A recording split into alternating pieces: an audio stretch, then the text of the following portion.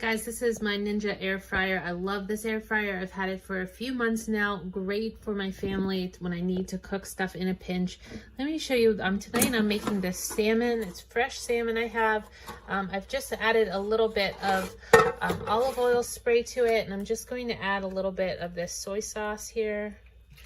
Okay, for some flavor and a little bit of seasoning. So I do add the a little bit of the spray, like an olive oil spray, because what I've noticed with this is if you add just a tiny bit of oil to it, you'll be able to get that nice flaky crust that's so good, that is healthier as well than just deep frying, certainly than deep frying, but also if you are just adding that little bit of oil, even if you were pan frying it, it's going to be healthier for you.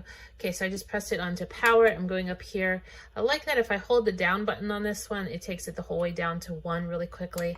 But just to show you, I'm going to take this up to about 11, I'll do 11 minutes and hit start. So here we go. I'll show you guys once it's done. Just chimed. There you go. Wow. Beautiful salmon.